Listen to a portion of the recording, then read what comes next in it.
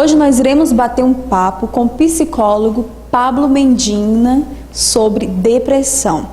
Doutor, boa tarde, né? Boa tarde. O senhor prefere não ser chamado de doutor, né? De psicólogo, para não distanciar os pacientes do senhor, não é verdade? Justamente. O termo doutor muitas vezes cria uma distância que não é bem-vinda. Então eu prefiro psicólogo Pablo, tá tudo certo. Que bom. A primeira pergunta, o que é a depressão? A depressão seria uma tristeza profunda ou tem outra definição? Se a gente for pegar a história da literatura, né, descrevendo a depressão, ela já foi chamada de tristeza profunda, depois outros teóricos disseram que não, a tristeza profunda é uma coisa, a depressão é outra, e hoje tem uma série de classificações, né, subdivisões entre a depressão psicótica, pseudopsicótica, neurótica, enfim. A depressão é uma doença que afeta o fisiológico da pessoa, o funcionamento da pessoa, né?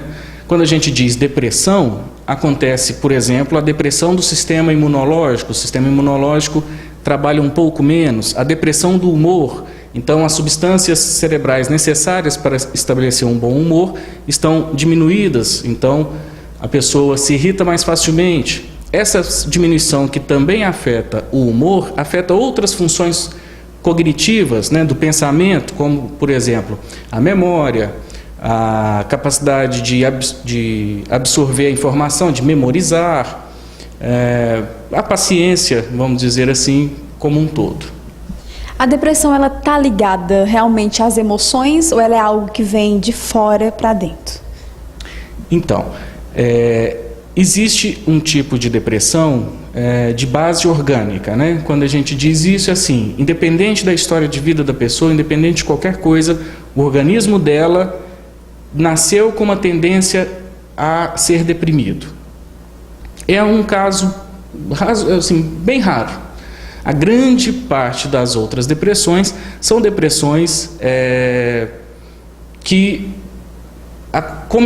tiveram sua origem de acordo com as vivências da pessoa, as experiências que ela teve, o sofrimento que ela teve, o não saber lidar corretamente com a doença. E não é exatamente assim, a depressão não é uma incapacidade de lidar com as emoções. Tem gente que nasce com a tendência a ser ansioso diante de um conflito. Tem gente que nasce com a tendência a se deprimir diante de um conflito. Então, o conflito é o mesmo. A reação orgânica diante daquele conflito tem muita influência das tendências genéticas. A questão que a gente sempre fala, né? As pessoas tomam remédio para a depressão, existem remédios para isso. E a gente fica às vezes pensando, né? Essa é uma pergunta minha que pode ser de algumas pessoas que estão nos assistindo em casa.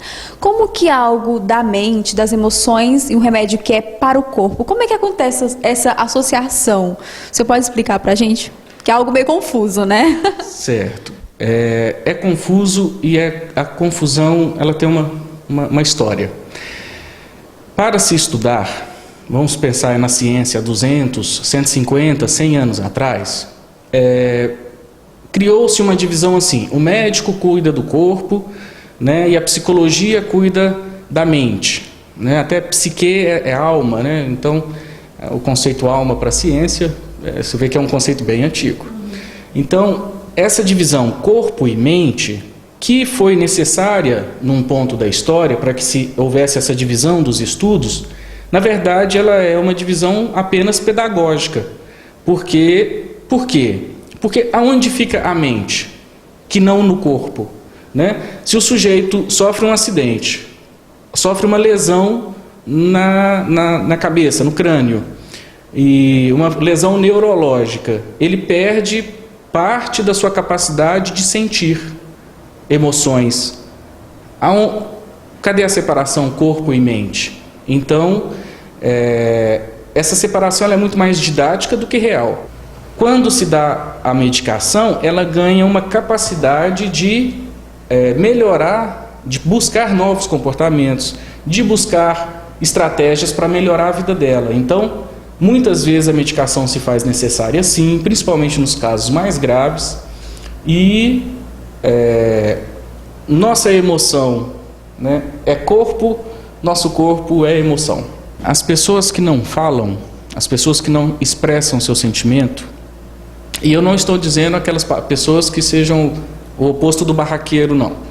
É aquele que fica calado mesmo, assim, nem educadamente ele não se expõe, nem, às vezes tem dificuldade de falar, mas escreve, entra em... Não, ele vai se recluso, né, se segurando, né, com medo de reprovação, com medo de causar sofrimento, com medo de... Essas pessoas geralmente elas tendem a pensar mais no outro do que em si mesmo. Só que elas superestimam sua capacidade. Eles acham geralmente que a capacidade é maior do que é de fato.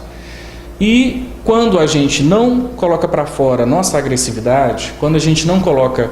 Porque assim, impaciência continuada vira irritação. Irritação vira raiva. E aí, raiva é agressividade. Se você não põe para fora a sua agressividade, essa agressividade acaba se voltando contra você. Por quê? Porque ela já é um fenômeno psíquico que existe.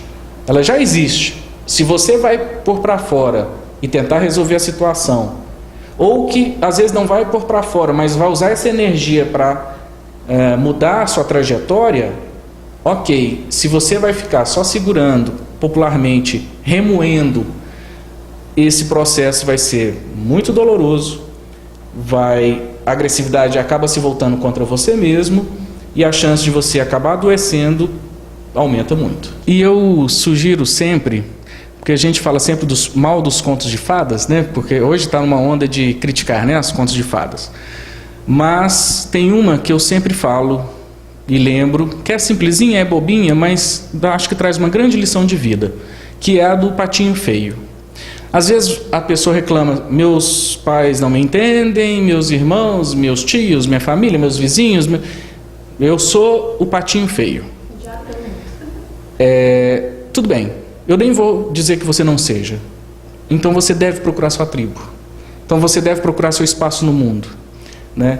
Então assim, essa raiva, essa indignação, essa coisa, tenta canalizar essa energia para a transformação, para buscar o seu espaço, para buscar os seus sonhos, suas realizações. Por quê? Porque às vezes você não deu sorte de nascer do lado de pessoas que tivessem boas relações, então procure, né? É mais saudável procurar com possibilidade de achar do que passar a vida inteira dizendo que os outros estão errados, que numa postura mais de vítima. Não adianta, por mais que você fale mal, simplesmente só falar, a questão da agressividade que volta contra si, nesse caso também se volta, porque no final das contas, por que é que você não está fazendo nada?